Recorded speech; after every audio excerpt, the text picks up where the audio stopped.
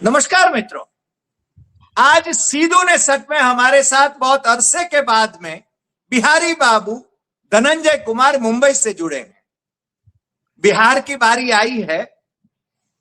कहते हैं कि अटल बिहारी वाजपेयी का एक स्वप्न था। वो तो हमें अटल जी जब जीवित थे तब तो हमने नहीं सोचा था, न सोचा था, न सुना था। मगर वर्तमान अवस्था में मोदी जी से लेकर भाजपाइयों ने अटल जी के नाम पर ये घोषणा करना शुरू कर दिया था कि अटल जी का एक स्वप्न था कि बिहार में भाजपाई मुख्यमंत्री बने। और ये उधारी के भाजपाई मुख्यमंत्री, जिनके बारे में भ्रष्टाचार और उनके और न जाने क्या क्या उनके कर्मों के बारे में तो धनंजय कुमार जी हमारे साथ जुड़े हैं, तो धनंजय कुमार जी बताएंगे। और वो मुख्यमंत्री अब बन ही गए हैं। प्रधानमंत्री को उनके शपथ समारोह में जाने का अवसर नहीं मिला, वक्त नहीं मिला। गृह मंत्री जिन्होंने उनको मुख्यमंत्री बनाया, अमित शाह ने, उनको वक्त नहीं मिला। और दो डिप्टी सीएम बन गए जेडीयू से। अब बिहार में ये सब उठापटक थी, तो उसके बारे में धनंजय कुमार जी, जो कि वरिष्ठ पत्रकार हैं, हमारे साथ इंडियन एक्सप्रेस ग्रुप में कार्यरत रहे और बेबाक बात करने के लिए मशहूर है। तो आज धनंजय जी, आपसे हम चाहेंगे कि आपके वतन राज्य की राजनीति के बारे में, वर्तमान के बारे में और भविष्य के बारे में भी आप हमारे दर्शकों को बताएं। धनंजय कुमार जी, आपका सीधू ने सट में स्वागत है। जी, आपको नमस्कार और आपके दर्शकों को भी नमस्कार। देखिए, वाजपेयी जी ने सपना देखा था या नहीं देखा था मुझे नहीं पता, लेकिन पिछले साल मतलब 2025 या 2024 की बात है, जब डिप्टी चीफ मिनिस्टर जो थे उस वक्त विजय सिन्हा, अभी इस मंत्रिमंडल से पहले नीतीश कुमार के साथ डिप्टी चीफ मिनिस्टर वो थे, उन्होंने कहा था कि वाजपेयी जी के शायद 2024 था, वो 2024 25 दिसंबर, जब कहा था विजय सिन्हा जी ने कि अटल बिहारी वाजपेयी जी का सपना था कि बिहार में बीजेपी का मुख्यमंत्री हो, हमें उस सपने को पूरा करना है। और वो पूरा करने का अवसर आ गया। बीजेपी का मुख्यमंत्री है, अटल बिहारी वाजपेयी जी का सपना पूरा हुआ। इस बात की खुशी होनी चाहिए थी तमाम नेता। वाजपेयी जी तो अब खुश है कि नहीं है, अब आत्मा तक तो हमारी पहुंच नहीं है, लेकिन जो हम प्रधानमंत्री ने ट्वीट किया या जो कहा विजय सिन्हा जी ने, वो अगर मैं बताऊं तो प्रधानमंत्री जी ने शपथ ग्रहण समारोह हुआ 11 बजे, प्रधानमंत्री ने ट्वीट किया 2 बजे। 3 घंटे बाद ट्वीट करते हैं, बधाई देते हैं। ये भी पहले चर्चा थी कि प्रधानमंत्री वहां जाएंगे बिहार में जो मुख्यमंत्री बनेगा बीजेपी का, और बड़ा महत्वपूर्ण था। नरेंद्र मोदी तो ट्रेन को झंडी दिखाने चले जाते हैं, वहां तो मुख्यमंत्री बनाने की बात थी, सपने की बात थी। तो जो आदमी झंडी दिखाने चला जाता हो ट्रेन को, वो आदमी बिहार में इतने सालों के बाद मुख्यमंत्री बनने का अवसर आया और नहीं गया, तो फिर तो कुछ समझ में आता है कि क्या हुआ। छोड़ दीजिए, प्रधानमंत्री नहीं गए, गृह मंत्री भी नहीं गए, और उसके बाद कोई जो है बीजेपी के तमाम प्रदेशों के मुख्यमंत्रियों को जाना चाहिए था। आमतौर पे जब मुख्यमंत्री बनते हैं, वो राजस्थान में बने या कहीं बने, तो सब लोग पहुंच जाते हैं, सारे मुख्यमंत्री। बिहार में क्यों नहीं गए? गुजरात में भी आए थे सब लोग जी, तो बिहार में क्यों नहीं गए? बिहार में मुख्यमंत्री क्या आपका पूरा मुख्यमंत्री नहीं है? तो मैं एक और दिखाऊंगा आपको, मैं बताता हूं विजय सिन्हा ने क्या कहा। उन्होंने कहा कि बरसों बरस तक जमीन पर मेहनत किए, पसीना बहाए, लहू बहाए, बलिदान दिए, आज कमल खिलाने का अवसर आया। भाजपा का सिपाही होने के नाते अपने कमांडर के आदेश के अनुसार गठबंधन की राजनीति को लेकर चलने के लिए हमने सम्राट चौधरी का प्रस्ताव दिया। इसमें पीड़ा देखिए दिखाई पड़ती है। गठबंधन की राजनीति को लेकर चलने के लिए, तो गठबंधन में जो है, तो ये तो बीजेपी के थे, बीजेपी ने डिप्टी चीफ मिनिस्टर बनाया इनको, 2 बार डिप्टी चीफ मिनिस्टर बने। इसके पहले बीजेपी ने इनको उतारा प्रदेश अध्यक्ष बना करके, और कहा कि नीतीश कुमार को यही उखाड़ेंगे। नीतीश कुमार को आप याद कीजिए, जब आरजेडी के साथ वो थे तो नीतीश कुमार को इन्होंने कौन सी गाली नहीं दी सम्राट चौधरी ने। लेकिन फिर जब सरकार बनी बीजेपी के साथ, जब नीतीश कुमार ने सरकार बनाई तो वापस वो आ गए, डिप्टी चीफ मिनिस्टर बने सम्राट चौधरी। और जो उन्होंने कसम ली थी कि हम पगड़ी तभी उतारेंगे जब नीतीश कुमार को मुख्यमंत्री के पद से हटा देंगे, तो मुख्यमंत्री के पद पे वही पगड़ी बांध करके लाए, बाद में कहा कि हमने ऐसा नहीं कहा था। देखिए हुआ क्या है कि हुआ ये, दरअसल जो बता नहीं रहे भाजपाई बड़े चतुर होते हैं। नीतीश कुमार लव और कुश बिहार में कहा जाता है, कोयरी और कुर्मी दोनों जुड़वा भाई माने जाते हैं, जैसे राम के दो बेटे थे। कौन जरा रिपीट करें, कौन? लव कुश, कुर्मी कोयरी। लव यानी कोयरी, लव यानी कुर्मी, और कुश यानी कोयरी, लव कुश, है ना। तो राम के जुड़वा भाई की तरह लव कुश। तो नीतीश कुमार का वोट बैंक भी यही कहा जाता रहा कि कुर्मी है नीतीश कुमार और कोयरी साथ में है, तो कोयरी कुर्मी साथ हो गए। लेकिन हालांकि नीतीश कुमार की राजनीति जो आप जानते हैं कि जाति आधारित राजनीति नहीं थी, वो सांप्रदाय आधारित राजनीति नीतीश कुमार ने की नहीं। कितना विकास किया, क्या रह गया, क्या नहीं रह गया, करप्शन कितना है, वो अलग चर्चा का विषय है। लेकिन कम से कम इस बात पर कि सांप्रदायिक राजनीति उन्होंने नहीं की, राजनीति किसी को करने नहीं दी, बीजेपी को भी सांप्रदायिक राजनीति वहां नहीं करने दी, और जातीय राजनीति भी नहीं की। जो लालू यादव के समय में बदनामी थी कि यादववाद चला दिया उन्होंने, वो भी नहीं होने दिया। और किसी जाति विशेष की सरकार है बिहार में, ये नीतीश कुमार ने 20 साल में कभी नहीं आरोप लगा उन पर कि ये फलाना जात की सरकार है। तो अब जो है जाते जाते लोग कह रहे थे कि नीतीश कुमार जो है भाजपा को बिहार दे के चले गए, बर्बाद कर दिया। जाते जाते उन्होंने सम्राट चौधरी को बना दिया, कोयरी को बना दिया। जो कोयरी लगातार नीतीश कुमार के साथ रहे 20 साल सरकार बनाने में, जा करके उन्होंने ताज पहना दिया कोयरी को कि भैया आप साथ रहे, ये लीजिए। ये जंगल राज का कोयरी है ना, जंगल राज में भी मिनिस्टर था जी, 1999 में सरकार में मिनिस्टर था मेरे ख्याल से, मैं यदि गलत नहीं हूं तो। 1999 में पहली बार जब ये मंत्री बने तो ये कृषि मंत्री बनाए गए थे। और शकुनी चौधरी इनके जो पिताजी रहे, अभी भी हैं, शकुनी चौधरी जी बेसिकली जनता दल यूनाइटेड के नेता थे। जब समता पार्टी जब खड़ी हुई, तो समता पार्टी को खड़ी करने वालों में से एक शकुनी चौधरी भी थे। बाद में फिर नीतीश जी से झगड़ा हुआ, वो चले गए जनता दल में, ये राष्ट्रीय जनता दल में लालू जी के साथ। फिर लालू जी ने उनको जो है उनके बेटे को मंत्री बनाया, फिर अलग हो गए, फिर जनता दल में आ गए शकुनी चौधरी इनके बेटे के साथ। तो लालू जी के राबड़ी देवी के मंत्रिमंडल में भी ये बने, जिसको आप सही कहा जंगल राज जिसको कहते रहे, जंगल राज। लेकिन उस जंगल राज के नेता को इन्होंने अपना प्रदेश अध्यक्ष बनाया।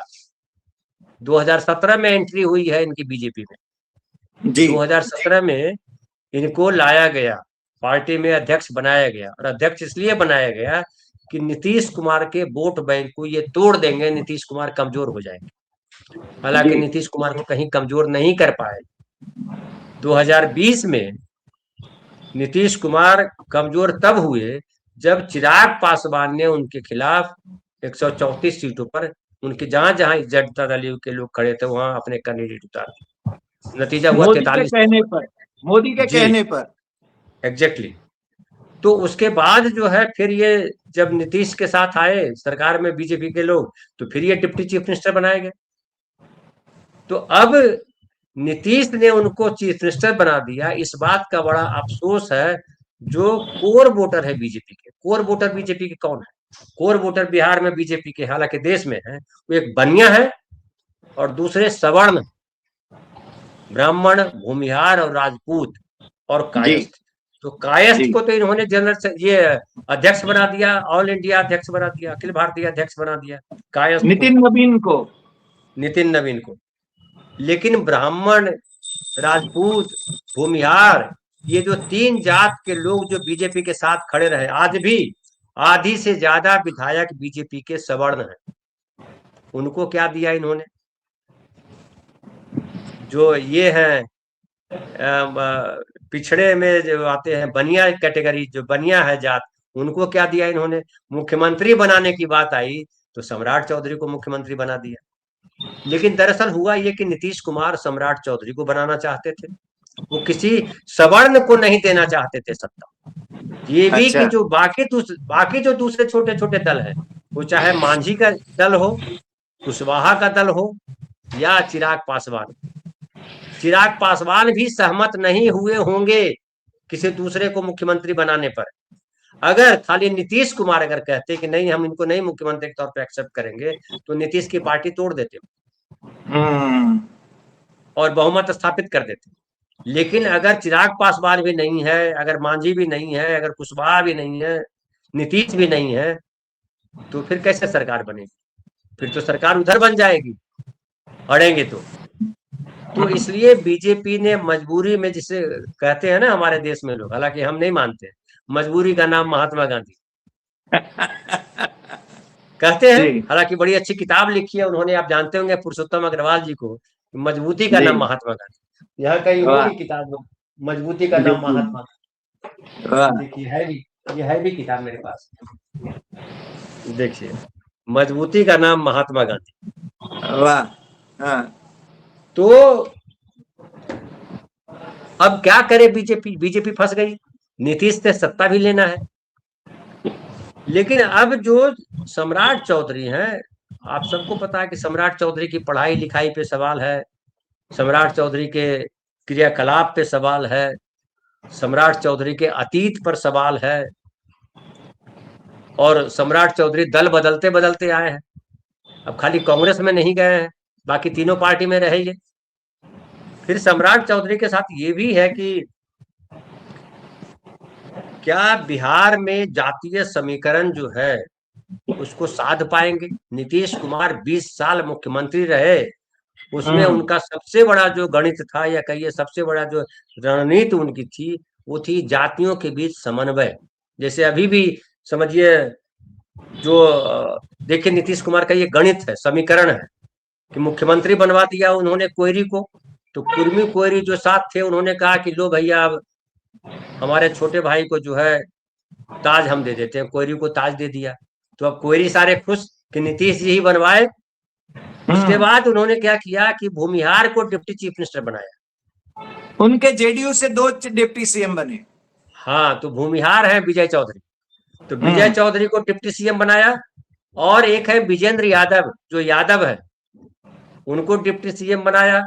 तो एक हुआ कोयरी, एक हुआ यादव, और एक हुआ भूमिहार। हाँ, तो ये समीकरण नीतीश कुमार ने बिठा दिया। अब जब मंत्रिमंडल बनेगा तो और पता चलेगा। लेकिन नीतीश कुमार की जो पार्टी में है, वो कुर्मी, कोयरी, यादव, दलित, अति पिछड़े, ये सब संख्या में ज्यादा है जी। और जो उन्होंने राजनीति की, वो पिछड़ों, अति पिछड़ों की राजनीति उस तरीके से की। और लेकिन वो किसी के प्रति नफरत नहीं खड़ी होनी थी, हिंदू मुस्लिम कभी नहीं किया उन्होंने। हाँ, तो जातियों, किसी जाति विशेष, भाजपा तो हिंदू मुस्लिम करने वाली पार्टी है। एग्जैक्टली, उसके लिए भाजपा के लिए हिंदू मुस्लिम सबसे इंपॉर्टेंट है। अभी देखिए संसद में बहस चल रही है, तो कहा अखिलेश यादव ने कि मुस्लिम महिलाओं के लिए भी आरक्षण में प्रोविजन होना चाहिए। धर्मेंद्र यादव ने कहा। हाँ, धर्मेंद्र यादव ने कहा। हाँ, नहीं, अखिलेश यादव ने कहा। नहीं, धर्मेंद्र, अखिलेश ने फिर सुधार लिया। जी, धर्मेंद्र यादव उनके जो भाई हैं, हाँ, उनकी पार्टी के, मैं सुन रहा था। हाँ। अच्छा, तो उन्होंने कहा, तो अमित शाह जी कहते हैं कि आप अपनी पार्टी में सब मुस्लिम महिलाओं को टिकट दे दीजिए।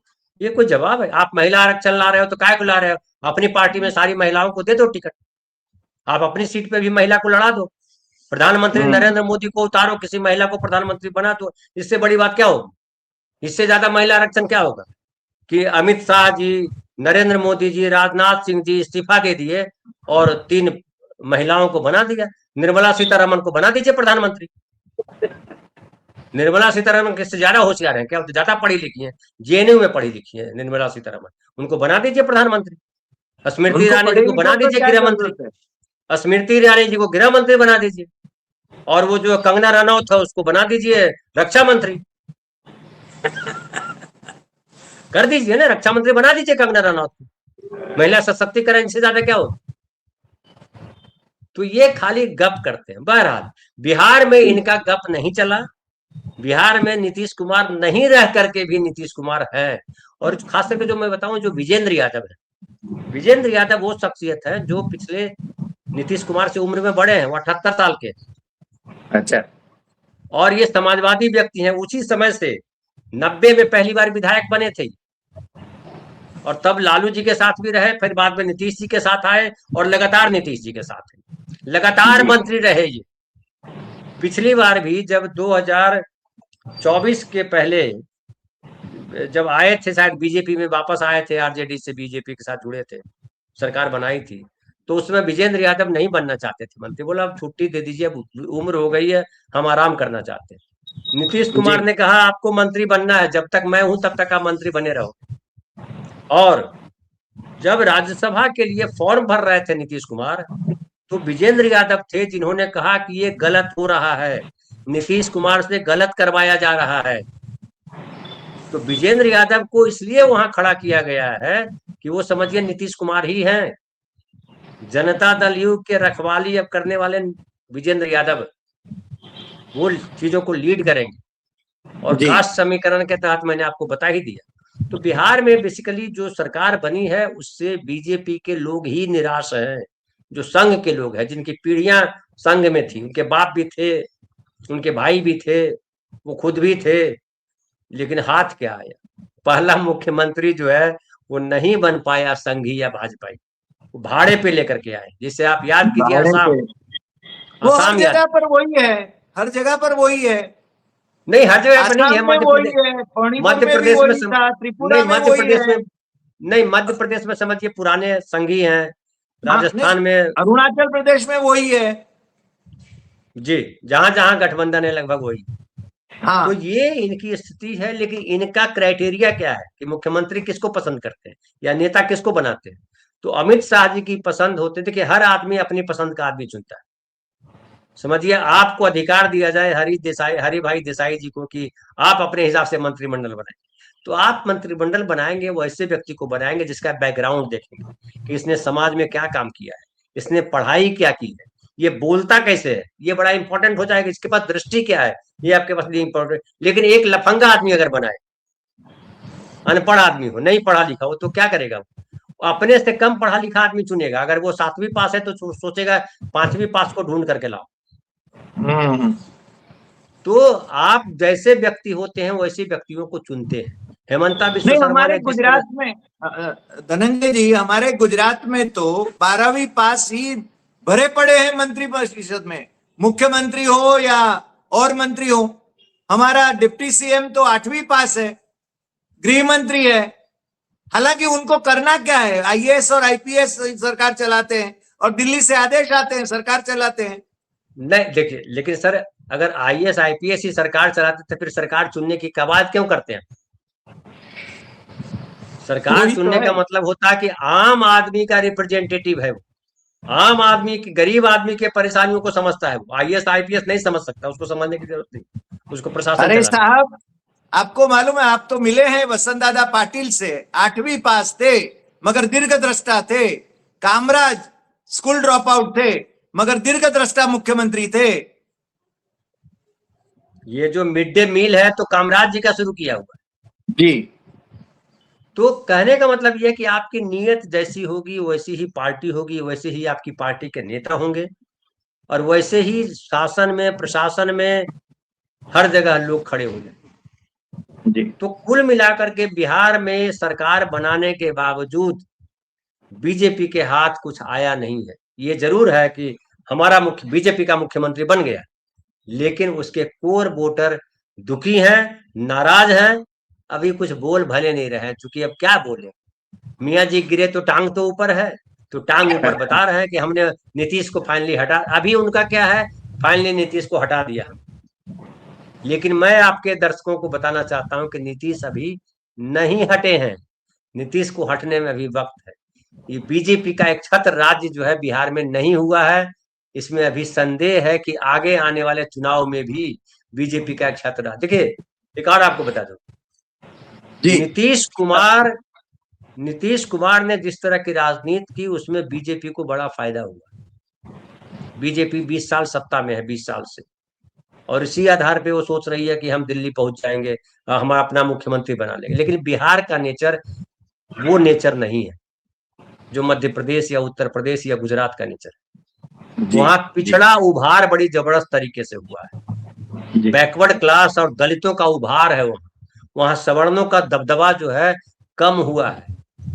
आप 90s के पहले आए जब कांग्रेस की सरकार हुआ करती थी, उसमें दबंगों का मतलब सवर्णों का दबदबा हुआ करता था। जी सरकार में भले सब जात के लोग होते थे, क्योंकि कांग्रेस का जो समीकरण रहता है उसमें समावेशी सरकार बनाते हैं वो, लेकिन जातियों का समन्वय बिठाते हैं, लेकिन जो सत्ता पे जो काबिज लोग होते थे वो सब सवर्ण होते थे। सही बात 35 सालों में वो सवर्णवाद टूटा बिहार में, जी और वो कंटिन्यू कर गया यहाँ। ये सबसे बड़ी चिंता की बात है बीजेपी के। और जी ये अगर सवर्ण अगर टूट के चले गए कांग्रेस की तरफ, तो बीजेपी का फिर वही नाम लेवा नहीं बचेगा। जी क्योंकि बीजेपी कोशिश भले कर रही है कि पिछड़ों को हम अपने साथ जोड़ लें, लेकिन बीजेपी और आरएसएस का जो जो सोचना है, जो मनुस्मृतिवाद उनका है, संविधान तो मानते नहीं है, संविधान को किसी लेवल पे लागू नहीं होना देना चाहते। अब सबरीमला में जो हो रहा है वो क्या है? सही बात आप जब संविधान की बात करते हो, संसद में क्या वहां सुप्रीम कोर्ट में बहस चल रही है? काहे की बहस कर रहे हो? प्रियम्बल में लिखा हुआ समता, समता का मतलब क्या होता है? 15 में क्या लिखा है, 14 में क्या लिखा है, 25 में क्या लिखा है, सब छोड़ दो। ये धर्म हमारे जो संविधान है वो धर्म वाला संविधान नहीं है। हमारा संविधान धर्मनिरपेक्ष धर्म को किनारे करता है और कहता है कि, और प्रियम्बल हमारा मूल है कि हम न्याय पर आधारित सरकार चलाएंगे, हम लिबर्टी हम देंगे नागरिकों को, हम समता लाएंगे समाज में, हम बंधुत्व लाएंगे समाज में, हम व्यक्ति की एक एक व्यक्ति की गरिमा को हम एस्टैब्लिश करेंगे। ये कहता है हमारा संविधान। और बीजेपी क्या कहता है? बीजेपी क्या कहती है? बीजेपी आरएसएस क्या कहते हैं? कहीं व्यक्ति की गरिमा की बात करते हैं क्या? इनके लिए कोई व्यक्ति, आम आदमी को कीमत है क्या? आम आदमी जो है वो भक्त है। आम आदमी की भूमिका इनके लिए भक्तों की, भगवान ये बनेंगे, बाकी सब भक्त बनेंगे। जी सही बात। धनंजय जी, आज आप हमारे साथ जुड़े, इसके लिए हम आपके शुक्रगुजार हैं। साथ में अपने दर्शकों को बता दूं कि ये धनंजय कुमार थे जो कि जब चुनाव हो रहे थे बिहार में, सब लोग कह रहे थे कि अब तो नीतीश कुमार मुख्यमंत्री नहीं बनेंगे। धनंजय कुमार कह रहे थे कि नीतीश कुमार ही बनेंगे।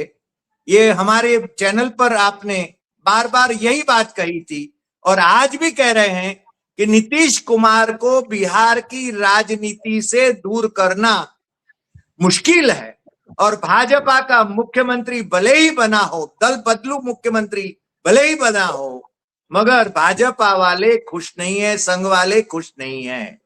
आज इतना ही, फिर मिलते हैं नए एपिसोड में नए विषय के साथ।